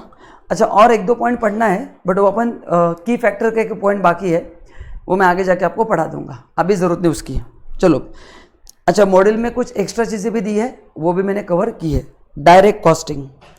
अच्छा, पहले मार्जिनल कॉस्टिंग। मार्जिनल का मतलब होता है एडिशनल। What is marginal? उसका नाम मार्जिनल क्यों रखा है? बिकॉज अपन वहाँ पे जितना एडिशनल आपका यूनिट बढ़ेंगे, अकॉर्डिंगली आपका प्रॉफिट क्या होगा? बढ़ेगा। 500 के ऊपर अगर एक यूनिट भी सेल होता है तो वो जो एडिशनल सेल होगा, करेक्ट ना, उससे आपको रियल प्रॉफिट मिलेगा। तो जैसे एक एक यूनिट सेल होगा, आपका कॉन्ट्रीब्यूशन बढ़ेगा और फिक्स कॉस्ट रिकवर होते जाएगा एंड धीरे धीरे आप प्रॉफिट जोन में एंटर होंगे। तो इसलिए उसको बोलते हैं मार्जिनल। मार्जिनल का मतलब होता है एडिशनल। अपन पढ़ेंगे तो मैं आपको बताता हूँ। चलो, अभी आप इधर direct costing. Direct costing is a method of costing in which product is charged only with those costs which vary in volume. Variable or direct costs such as direct material, direct labor, variable manufacturing expense are the example of charged of cost of the product. हाँ, so what is direct? Direct का मतलब क्या है? ये जो खर्चा हुआ है ये इसी प्रोडक्ट के लिए हुआ है। मैंने आपको कॉन्सेप्ट पढ़ा था ना, एलोकेशन। तो ये एलोकेशन है। फॉर एग्जाम्पल, लेट्स से ये पानी का बॉटल है, तो ये पानी का बॉटल बनाने के लिए आपको इसमें जो जो दिख रहा है वो सब डायरेक्ट कॉस्टिंग है। यहाँ पे आपको प्लास्टिक दिख रहा है विच इज़ रिक्वायर्ड, ये स्टिकर दिख रहा है, यहाँ पे कुछ प्रिंटिंग ब्रांडिंग किया है, उनका प्राइस लिखा है, या और जो भी है, ये प्रिंटिंग का खर्चा है, स्टिकर का खर्चा है, चिपकाने का खर्चा है, करेक्ट ना। कुछ क्वालिटी कंट्रोल रहेगा ताकि इसमें लीकेज ना होने, तो पानी पूरा गिर जाएगा। तो ये जो भी है, यहाँ पे उनका ब्रांडिंग है बिस्लरी करके, तो इसमें जो भी दिख रहा है ये डायरेक्ट कॉस्ट है। मेरे पास कैल्सी है, इसमें आपको जो जो दिख रहा है ना खर्चा, जो दिख रहा है आपको वो दिख रहा है, वो डायरेक्ट कॉस्टिंग है। तो डायरेक्ट मटेरियल एंड जो वेरिएबल नेचर है, बराबर है। एक बॉटल बनाने के लिए इतना प्लास्टिक, 10 बॉटल बनाने के लिए और ज़्यादा लगेगा, 15 के लिए और ज़्यादा लगेगा, वैसा है। Under direct costing, a unit is assigned only to direct cost. All indirect costs are charged to P&L account of the period in which they arise. देखो क्या लिखा है? Under direct costing, unit is assigned only direct cost, मतलब खाली direct cost, and जो indirect cost है वो अपन indirect cost मतलब common cost. What is indirect cost? Common cost. वो अपन पूरे P&L में चार्ज करेंगे, मतलब ओवरऑल जो ग्रॉस प्रॉफिट है उसमें से अपन उसको एडजस्ट करेंगे। दोस्तों, ये प्योरली थ्योरेटिकल है, इंडस्ट्री में ऐसा कुछ यूज़ नहीं होता है। इंडस्ट्री में मार्जिनल कॉस्टिंग यूज़ होता है, ध्यान में रखना आप। This is only for theory purpose. Indirect are disintegrated for inventory valuation as well. Indirect cost, ये उसका यूज़ दिया है। इनडायरेक्ट कॉस्ट का यूज़ क्या है? Indirect cost are those cost which can not be directly identified to the cost. Example, admin staff का salary, मैंने आपको एग्जांपल दिया डायरेक्ट इंडायरेक्ट के पहले चैप्टर में। सो अकाउंटेंट का salary, it's a indirect cost. Repairs and maintenance department, indirect cost. Human resource development department, indirect cost, क्योंकि they are जो प्रोडक्शन डिपार्टमेंट है वहाँ पे हो सकता है डायरेक्ट कॉस्ट। ये इनडायरेक्ट मतलब जो कॉमन खर्चे हो रहे हैं, जो सभी डिपार्टमेंट को उसको फायदा हो रहा है, तो उसको अपॉर्शनमेंट किया जाता है by taking suitable base. But वो अपॉर्शनमेंट दिया है ओवरहेड चैप्टर में, और आपको ओवरहेड चैप्टर सिलेबस में नहीं है, इसलिए मैं वो नहीं पढ़ाऊंगा। Cost which are a function of a time rather than production are excluded, मतलब fix cost. Function of a time मतलब टाइम कॉस्ट। रेंट क्या है? 1 महीने का रहता है ना, तो उसको टाइम कॉस्ट भी बोलते हैं। सो टाइम कॉस्ट का मतलब है फिक्स कॉस्ट। तो डायरेक्ट कॉस्टिंग में फिक्स कॉस्ट को इग्नोर किया जाता है, ओनली वेरिएबल कॉस्ट को कंपेयर किया जाता है, ठीक है।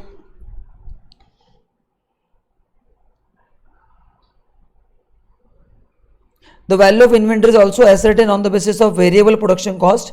No part of fixed expense, not even fixed expense included in factors included in the inventory value, ठीक है। तो इन्वेंट्री वैल्यूएशन में भी अपन वेरिएबल कॉस्ट ही लेते हैं, करेक्ट ना। फिक्स एक्सपेंस अपन कंसिडर नहीं करते हैं, ओके। बट अभी ये ना, ये नॉट प्रैक्टिकली करेक्ट, ये costing point of view correct है। अगर आपने अकाउंटिंग स्टैंडर्ड पढ़ा है इन्वेंट्री का, तो वहाँ पे लिखा है कि इन्वेंट्री में स्टोरेज चार्जेस भी ऐड होते हैं, तो वेयर हाउस का रेंट भी उसमें ऐड होता है, बट ये अकाउंटिंग एस्पेक्ट है। बट सर फिर इंडस्ट्री में आप कौन सा फॉलो करते हैं? अकाउंटिंग एस्पेक्ट ही फॉलो होता है। This is okay only for costing, and मैंने आपको ऑलरेडी कहा है कॉस्टिंग इज फॉर मैनेजमेंट, ये इंटरनल रिपोर्टिंग के लिए होता है। बट जो एनुअल रिपोर्ट जाता है तो उसमें तो वो अकाउंटिंग स्टैंडर्ड वगैरह सब फॉलो करने पड़ते हैं। तो अकाउंटिंग स्टैंडर्ड अगर पढ़ेंगे या आपने पढ़ा रहेगा इन्वेंट्री का, तो उसमें बोला है कि स्टोरेज चार्जेस भी इंक्लूड किए जाते हैं। स्टोरेज चार्जेस जो है रेंट वगैरह वो तो फिक्स कॉस्ट है, वहाँ पे स्टोर कीपर का सैलरी फिक्स कॉस्ट है। तो ध्यान में रखना, थियोरेटिकल है, प्रैक्टिकली कंसिडर किया जाता है। ये मत पढ़ो, ये मत पढ़ो। अब आते हैं marginal cost. The term marginal cost defines the amount at any given volume of output by which aggregate cost are change if the volume of output is increase decrease even by 1 unit. At any given volume of output मतलब 500 output जो अपन ने किया था कि 500 output पे मेरा break even point achieve हो रहा है, उससे मैंने 1 यूनिट भी कम किया या 1 यूनिट भी बढ़ाया तो पूरा पिक्चर ही बदल जा रहा है। By which aggregate cost are change if the volume of output is increase decrease even by 1 unit. मैंने आपको बताया ना कि 499 हो गए तो लॉस हो गया एंड 501 हो गए तो फायदा हो गया। सो दैट 1 यूनिट से मेरा पूरा प्रॉफिट का स्ट्रक्चर बदल रहा है। It is a variable cost of 1 unit of a product और service, that is cost which could have been avoided if the unit was not produced. Obviously variable cost है ना। What is variable cost? अगर आप produce करेंगे तो ही आएगा, तो वही अभी लिखा है कि मार्जिनल कॉस्ट का मतलब होता है वेरिएबल कॉस्ट। मार्जिनल कॉस्ट का मतलब क्या है? Variable. Very very important question for MCQ कि मार्जिनल का मतलब है एडिशनल एंड वेरिएबल कॉस्ट क्या है? एडिशनल कॉस्ट है ना। जैसे आपका प्रोडक्शन बढ़ेगा वेरिएबल कॉस्ट भी बढ़ेगा। Rent will not change, fix cost will remain same.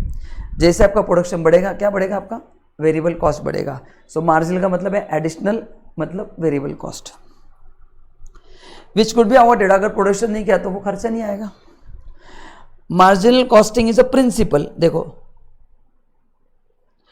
Where by variable cost are charge to cost unit and fix cost attributable to relevant period are return off in full against the contribution for that period. जो मैंने आपको बताया था कि variable cost जो है वो sales में से एडजस्ट होंगे एंड उसके अगेंस्ट अपन पूरा फिक्स कॉस्ट एडजस्ट करके फिर अपन प्रॉफिट निकालेंगे। ये अपन ऑलरेडी कर चुके हैं, इसलिए पहले मैंने आपको कॉन्सेप्ट पढ़ा है, क्योंकि डायरेक्ट वर्ड्स में अगर आपको पहले एक्सप्लेन करता आपको समझता नहीं, बट कॉन्ट्रीब्यूशन क्या है पूरा कॉन्सेप्ट के सामने है। So now I think it will help you.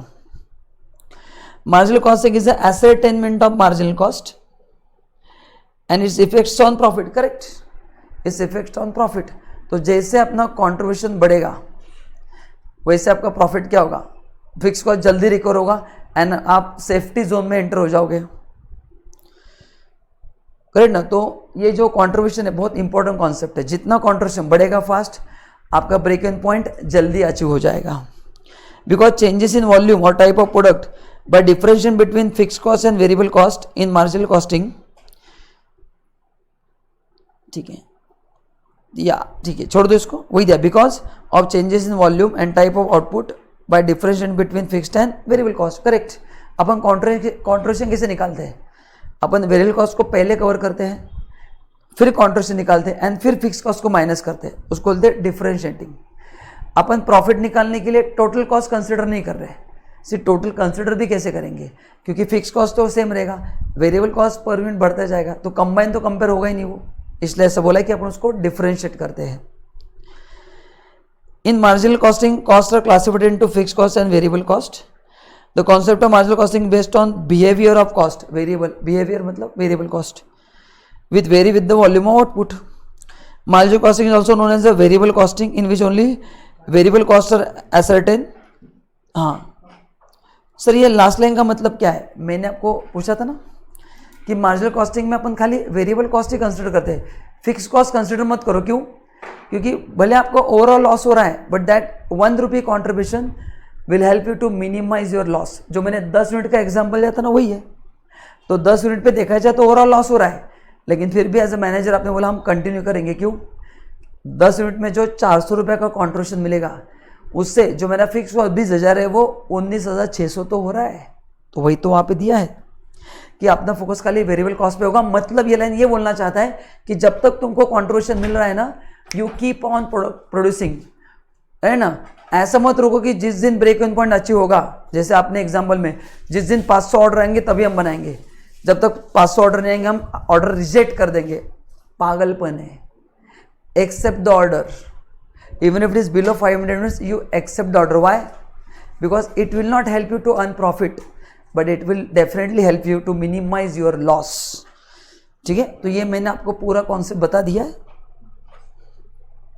चलो आगे बढ़ते हैं। Features of marginal costing. पहला feature, cost are categorised into fixed and variable cost. Variable cost क्या है? जो पर यूनिट सेम रहता है। And so what is fixed cost? In totality remain same. दूसरा, fixed cost are consider as a period cost, they are not including product cost, only variable cost consider. Correct, we don't consider fixed cost. क्यों? अरे मैं factory चलाऊँ या नहीं चलाऊँ, वो rent तो देना ही है। तो जब तक मेरे को पॉजिटिव कॉन्ट्रिब्यूशन मिल रहा है तब तक मैं फैक्ट्री कंटिन्यू करूंगा। हाँ, जिस समय निगेटिव कॉन्ट्रिब्यूशन मिलना स्टार्ट हो जाएगा तब अब हम फैक्ट्री कंटिन्यू नहीं कर पाएंगे। Stock of work in progress and finish goods are valued at marginal cost of production. ये इस टेक्निक का अजम्पशन है, क्योंकि अपन फिक्स कॉस्ट कंसिडर नहीं कर रहे, बट अकाउंट्स में मैंने आपको कहा था फिक्स कॉस्ट कंसिडर किया जाता है। So WIP and finish goods are valued at a marginal cost. In marginal costing, products transfer from one process to another are also, see logic है ना, मैंने आपको पहले बता दिया। फिक्स कॉस्ट इज इग्नोर्ड, मतलब क्या है? सब जगह पे एक ही कॉस्ट कंसिडर होगा, वेरिएबल कॉस्ट। लॉजिक और एक बार बताता हूँ कि वेरिएबल कॉस्ट कंसिडर करने के बाद थोड़ा बहुत भी कॉन्ट्रिब्यूशन मिल रहा है तो चलते रहो, ताकि आपका भले फायदा ना हो बट लॉस मिनिमाइज होगा ना। तो जो वाइज बिजनेसमैन है वो क्या करेगा? भाई मेरे को अभी फायदा नहीं हुआ तो भी चलेगा, बट लॉस भी अगर मैं कम कर पा रहा हूँ तो वो बिजनेस कंटिन्यू करना अक्लमंदी का काम है। वही वहां पे लिखा है। Prices are determined with reference to marginal cost and contribution margin. Correct, मतलब क्या है? ये पॉइंट जरा मैं आपको बता दूं, ये मैंने समझा नहीं है, ध्यान दो। वो 10 वाला एग्जाम्पल है, मैंने उड़ा दिया।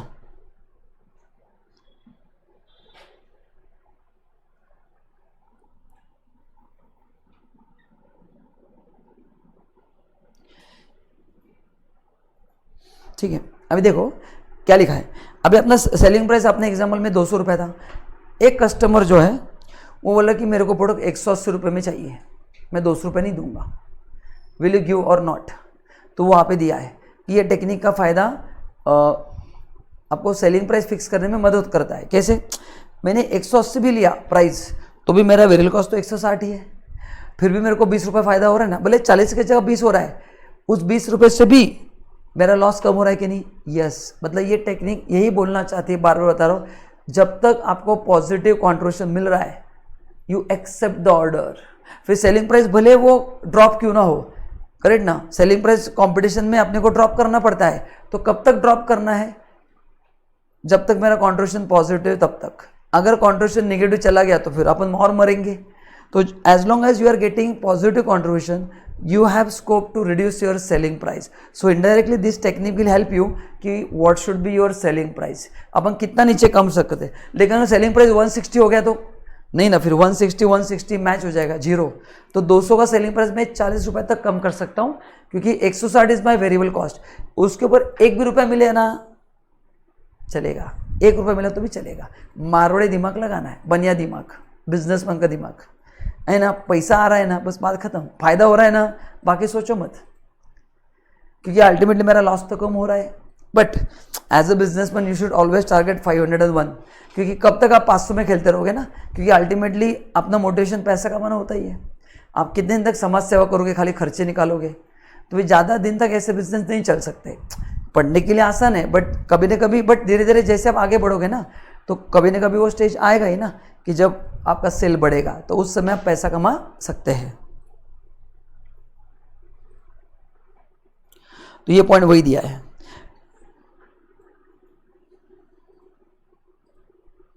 कि price are fix only on the basis of marginal cost, मतलब वेरिएबल कॉस्ट एंड कंट्रीब्यूशन।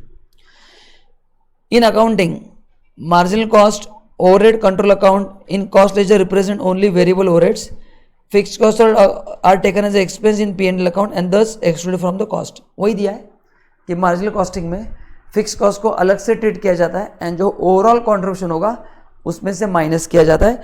यह अकाउंट का एक नाम है, ओवरहेड कंट्रोल अकाउंट, जहाँ पे इसका अकाउंटिंग होता है, बट अगेन आपको सिलेबस में नहीं है, सो ये जस्ट नाम याद रखना है एंड छोड़ देना है. Presentation of data is originated to highlight the total contribution and contribution from each product. Yes, अपन पर प्रोडक्ट कॉन्ट्रीब्यूशन निकालते हैं. अच्छा, अभी यहाँ पे लास्ट वर्ड क्या है? ईच प्रोडक्ट का कॉन्ट्रीब्यूशन निकालते हैं. सर ईच प्रोडक्ट का क्यों निकालते हैं?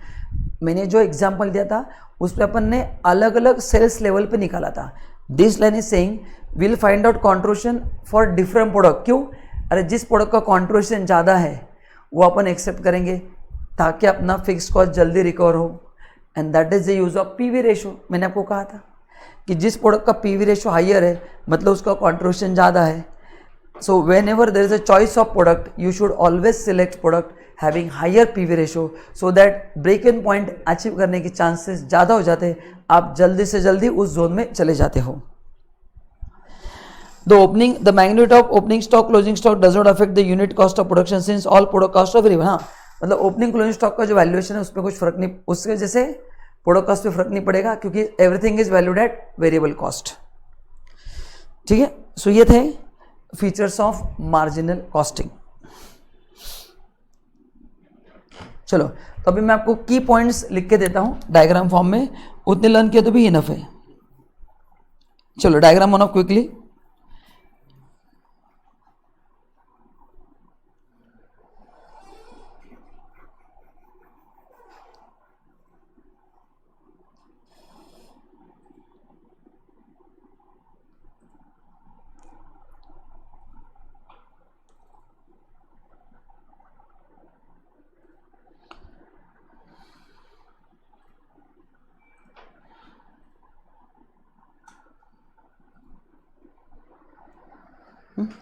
पहला feature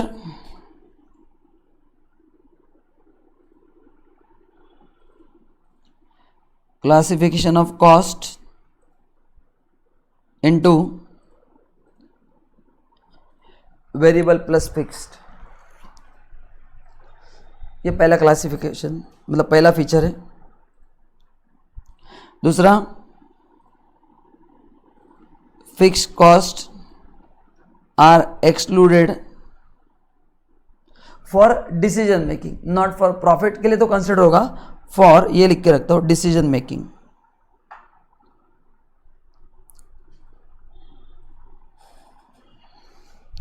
for decision making fixed cost are to be excluded.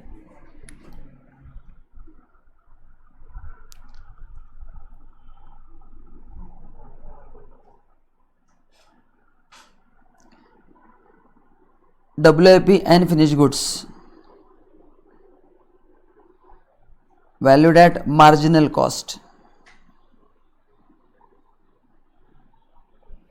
है ना? WIP and finished goods valued at marginal cost. बाकी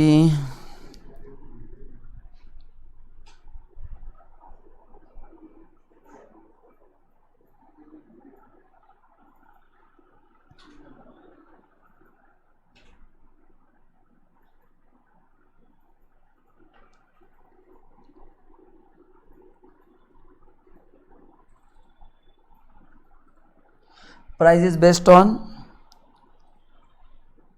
मार्जिनल कॉस्ट प्लस कंट्रीब्यूशन. ठीक है, बस बाकी तो ऐसे टाइम पास के लिए दिए. ये चार ही मेरी सबसे मेन है.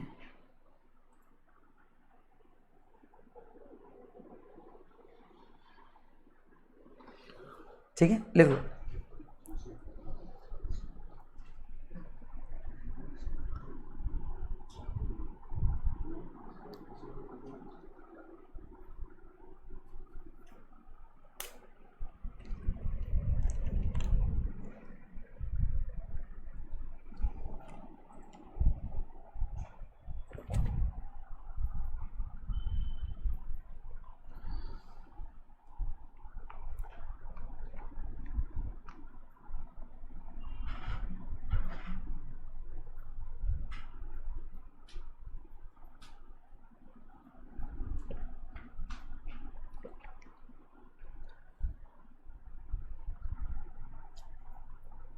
हो गया, जल्दी लिखो और एक ही बार लिखो। आगे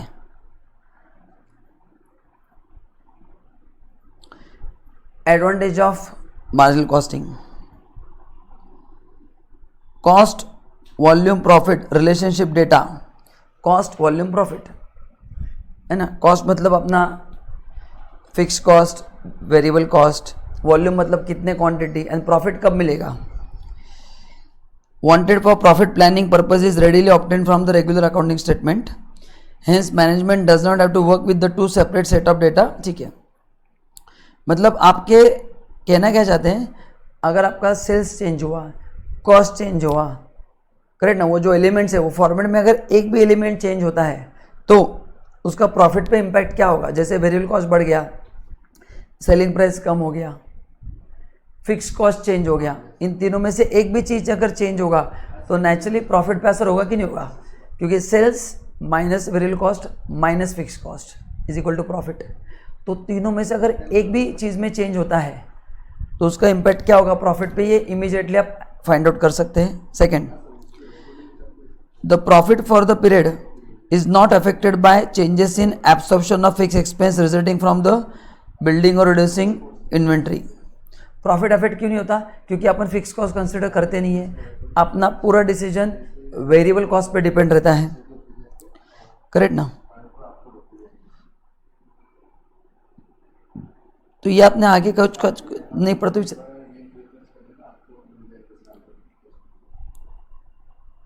then manufacturing cost and income statement in the direct cost from form follows management thinking more closely than does absorption cost. अभी देखो क्या है, पता था प्रॉब्लम क्या है, आपने एब्सॉर्प्शन कॉस्टिंग अभी तक नहीं पढ़ा है, ये मैं आपको पढ़ाने वाला हूँ।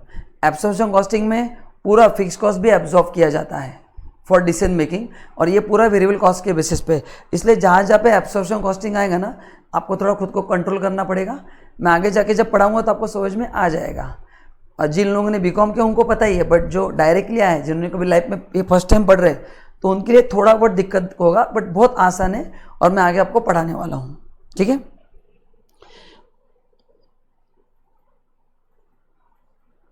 हाँ, मतलब इनका कहना है कि मैनेजमेंट का जो फोकस है वो भी डायरेक्ट कॉस्ट पे रहता है, नॉट ऑन टोटल कॉस्ट, क्योंकि मैनेजमेंट को पता है कि मैं ऑर्डर एक्सेप्ट करूँ या रिजेक्ट करूँ, मेरा रेंट तो आने ही वाला है, तो रेंट को इग्नोर ही करो। एंड रेंट को अगर इग्नोर किया मतलब फिक्स कॉस्ट कंसिडर नहीं करना है, मतलब अपना डिसीजन जो पूरा वेरिएबल कॉस्ट के ऊपर डिपेंड है। एंड मार्जिनल कॉस्टिंग भी सेम प्रिंसिपल पे काम करता है, लेकिन एब्सॉर्प्शन कॉस्टिंग में सभी कॉस्ट एब्जॉर्ब किए जाते हैं। तो इनका कहना है कि compare to absorption costing, marginal costing is better technique for management to take decision.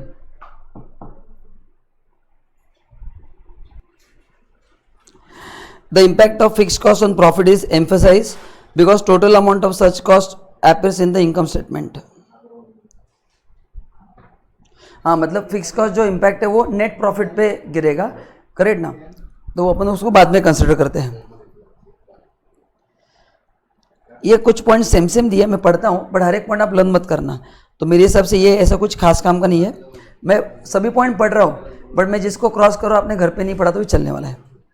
The marginal income figure facilitates relative appraisal of product, territories, classes of customer, other segment of business, without having the result obscured by allocation of joint fixed cost. हाँ, मतलब क्या है, ये जो आप technique use करते हैं marginal costing, you can do appraisal of the product. कैसे बताता हूँ मैं आपको, जैसे मैंने आपको थोड़ी देर पहले कहा था कि आपके पास 6 प्रोडक्ट का ऑप्शन है, तो नेचुरली मैं वही प्रोडक्ट सिलेक्ट करूँगा जहाँ पे मेरा कॉन्ट्रीब्यूशन क्या है, ज़्यादा है, क्योंकि जहाँ पे कॉन्ट्रीब्यूशन ज़्यादा है वहाँ पे प्रॉफिट जोन में, मार्जिन ऑफ सेफ्टी जोन में जाने के चांसेस ज़्यादा है, क्योंकि जितना कॉन्ट्रीब्यूशन बढ़ेगा my ability to recover fix cost increases, it goes up, quickly हो जाएगा।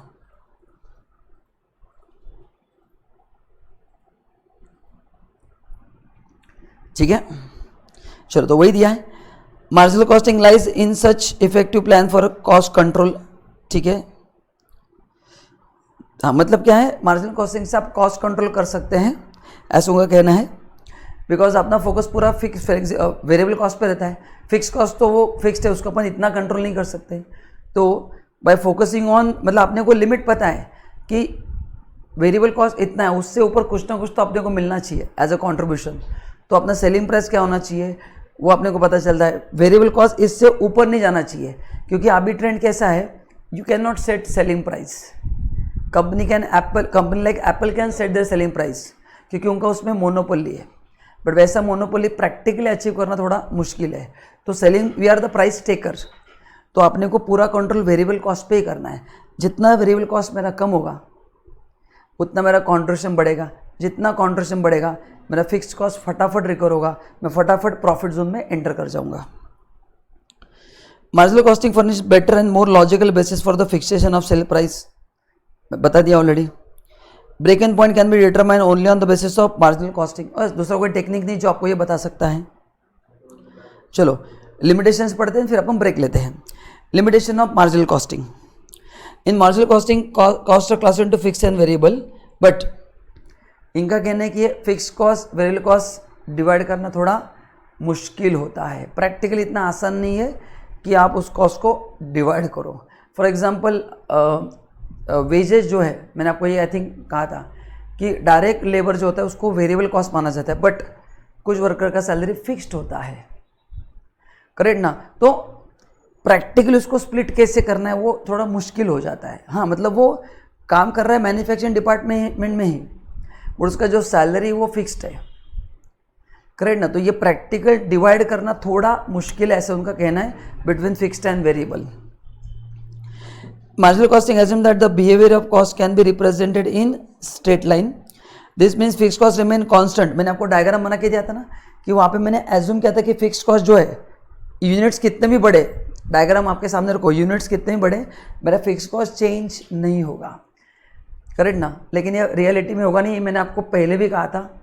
एग्जाम्पल देता हूँ, मेरा जो रेंट है वो फिक्स कॉस्ट है, but after 11 months it will increase by 10%, again after 11 months it will increase by 10%।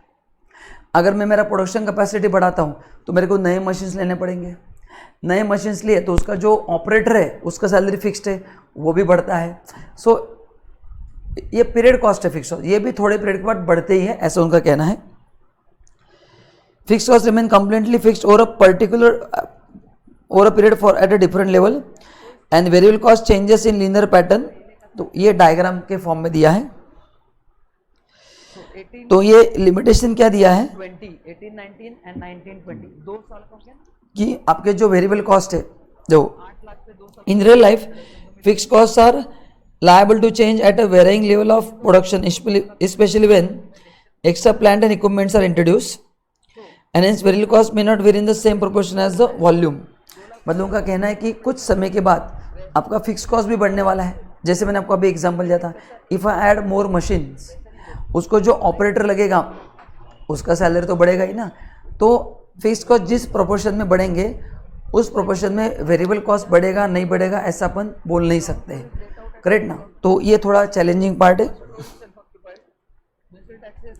Then इसमें फिक्स कॉस्ट कंसिडर नहीं होते for valuation of stock and WAP, ये अपन ने देखा था। एंड मैंने कहा था कि प्रैक्टिकली कंसिडर होता है, अकाउंटिंग स्टैंडर्ड जो है इन्वेंट्री का तो उसमें कंसिडर होता है। Marginal costing system monthly operating statement will not be realistic और useful under absorption costing. Yes, जो इंडस्ट्री एब्सॉर्प्शन कॉस्टिंग फॉलो कर रही है वो तो फिक्स कॉस्ट भी कंसिडर करती है फॉर डिसीजन मेकिंग, तो उनके लिए टेक्निक कुछ काम का नहीं है, ठीक है।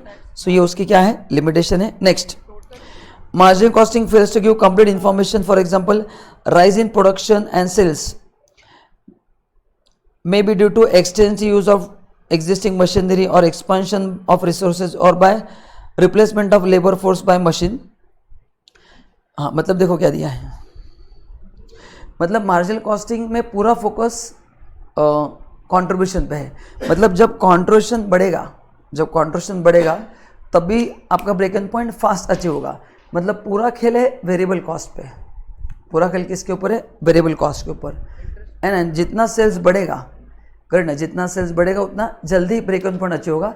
तो सेल्स बढ़ने का कारण खाली वेरिएबल कॉस्ट नहीं है, बहुत सारी चीज़ें हैं जिससे प्रोडक्शन बढ़ता है। देखो क्या दिया है, प्रोडक्शन सेल्स में जो मशीनरी की वजह से चेंज हुआ है, करेक्ट ना, आपने कुछ मटेरियल रिसोर्सेज चेंज किया, रॉ मटेरियल चेंज किया है, वर्कर को ट्रेनिंग दिया है, तो बहुत सारी चीज़ों से कंट्रीब्यूशन बढ़ता है। ओनली वेरिएबल कॉस्ट जो है वो तो अमाउंट वाइज वेरिएबल कॉस्ट पकड़ते हैं, बट वेरिएबल कॉस्ट में चेंजेस बहुत सारे अदर फैक्टर की वजह से होते हैं। मतलब सेल्स जब बढ़ता है तो आप ऐसा नहीं बोल सकते कि अपना वेरिएबल कॉस्ट कम है इसलिए सेल्स बढ़ रहा है।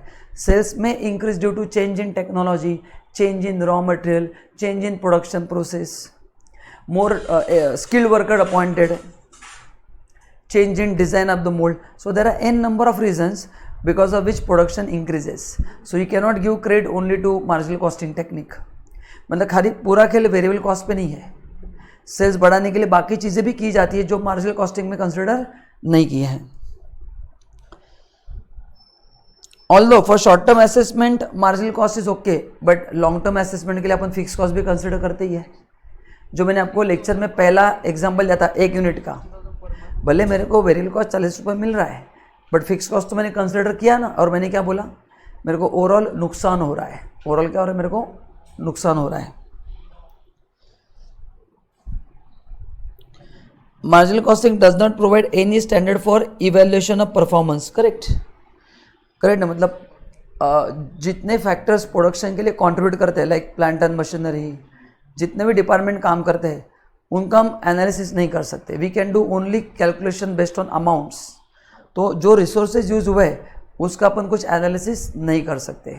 करेक्ट ना, मतलब मशीन्स ने कैसे परफॉर्म किया, प्लांट एंड मशीनरी, वर्कर ने कैसे परफॉर्म किया है, तो ये जानना थोड़ा मुश्किल होता है। तो अपने को वैरिएंस निकालना मुश्किल हो जाता है। देन ये एज्यूम करते हैं कि sale price per unit will remain same, even variable cost भी सेम रहेंगे, हम एज्यूम करते हैं, बट रियलिटी में ये चेंज होगा। एंड ये अगर बीच में चेंज हो गया तो मेरा ब्रेक इवन पॉइंट भी चेंज होगा। जो आपने टेबल में 500 था, तो एज अ बिजनेसमैन मैंने प्राइस आज फिक्स किया है, फिर सेलिंग प्राइस हो या वेरिएबल कॉस्ट, एंड उसके हिसाब से 500 यूनिट्स में जिस दिन बेचूंगा वहाँ पे मेरा ब्रेक इवन पॉइंट अचीव होगा।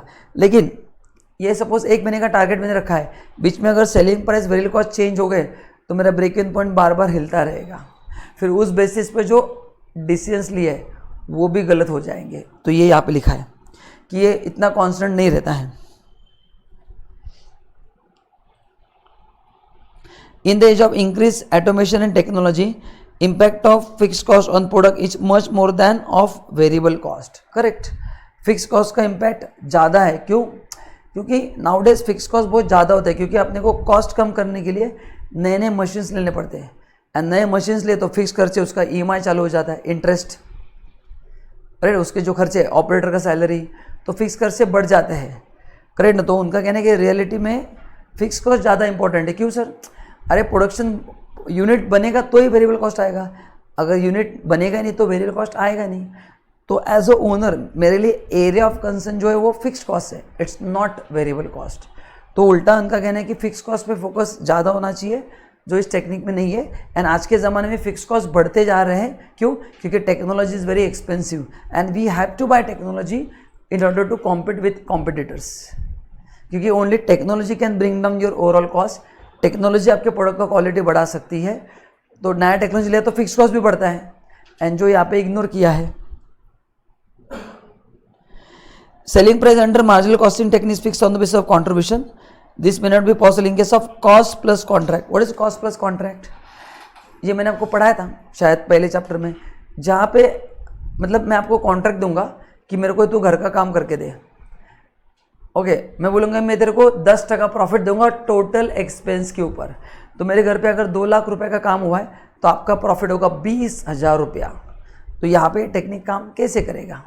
बिकॉज प्रॉफिट कितना मैंने आपको बताया नहीं है ना, तो कॉस्ट प्लस कॉन्ट्रैक्ट में टेक्निक काम नहीं करेगा। ठीक है, सो दैट्स इट दोस्तों। यहाँ पे अपन ब्रेक लेते हैं।